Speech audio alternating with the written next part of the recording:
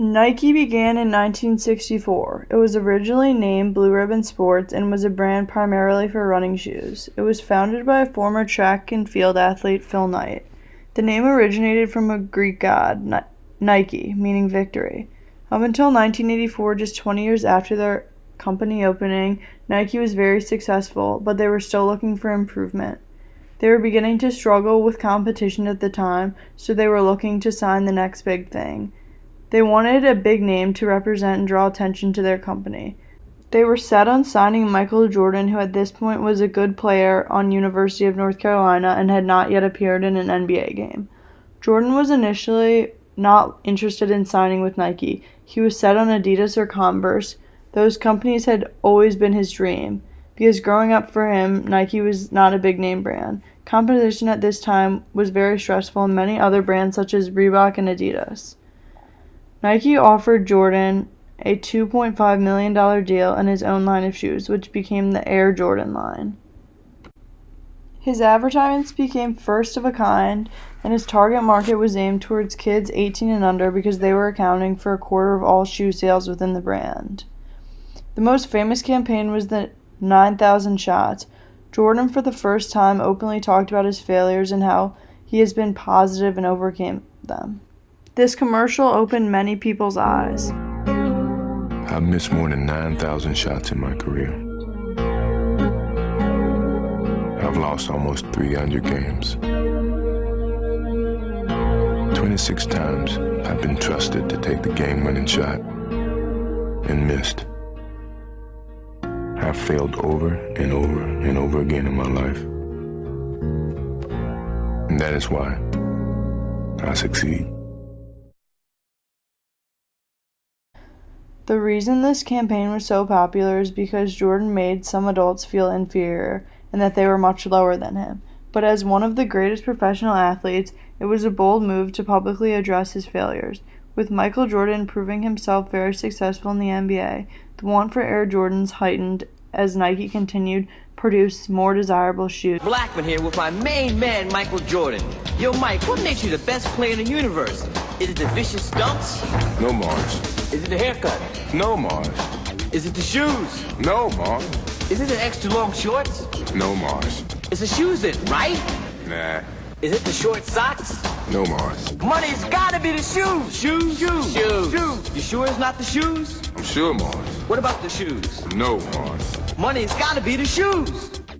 According to Nike officials, 87% of their products were sold to whites in the 90s. With the rising popularity of Jordans, it was the cool thing to have at the time. It was trendy to have Jordans because Nike advertised it like it was a must-have to own Jordans, with kids' favorite athletes telling them to buy their shoes. It wasn't even about kids needing basketball shoes. In fact, 60% of the consumers who purchased shoes from Nike didn't even play basketball. It was more of a social status thing that caused so many kids to need to own these shoes to feel accepted. The mindset that then was that if you didn't have Jordans, then you weren't cool enough or good enough.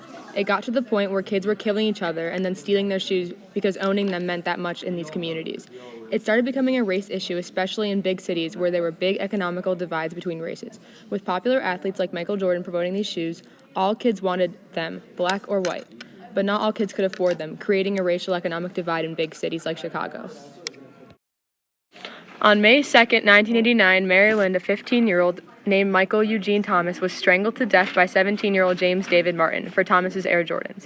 In April 1989, Houston's 16-year-old Johnny Bates was shot to death by 17-year-old Demetri Walker after Johnny refused to turn over his Air Jordan high tops. Michael Jordan was very upset by this, but was informed that it was also happening to other brands. People started to blame Nike for these deaths.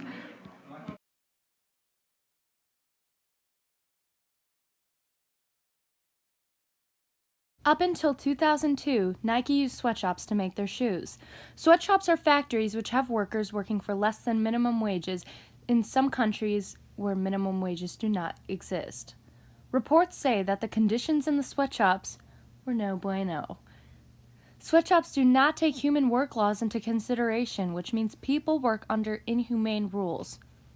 Nike began to be accused of using sweatshops in the 1970s when they used South Korea, China, Vietnam, and Taiwan to make their products because it was cheap labor.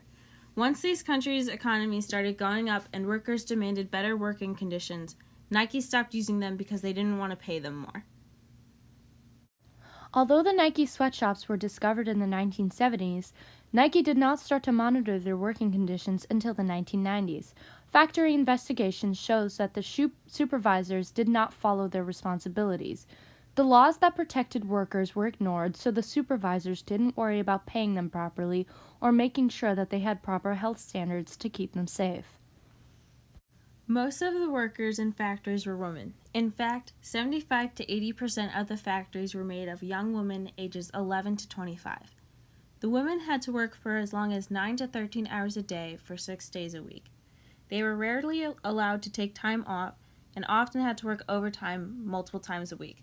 They were paid very little, 10 cents an hour or less, and were also sexually assaulted. When laws in Indonesia about limiting the number of hours a person can work in one day mandated rest periods, minimum age requirements, and a maternity leave for women were put in place in the late 1980s, factory workers and non-governmental organizations made many strikes at Nike factories protesting the poor working conditions. It wasn't until 2002 when Nike created SHAPE, which changed the working conditions for the better. SHAPE stood for Safety, Health, Attitude, People, and Environment. Between 2002 and 2004, Nike graded their factories with letter grades from A to F. If a factory was graded a D or lower, that meant there were serious issues not being solved, and Nike would threaten to stop producing that factory until conditions improved. In 2003, Nike agreed to provide $1.5 million to the Fair Labor Association, a group that monitored and reported on labor conditions in overseas factories, which produced sneakers, athletics gear, and other apparel. The group promised that they were going to use the money to improve the quality of independent monitoring and to create programs to help workers improve their skills.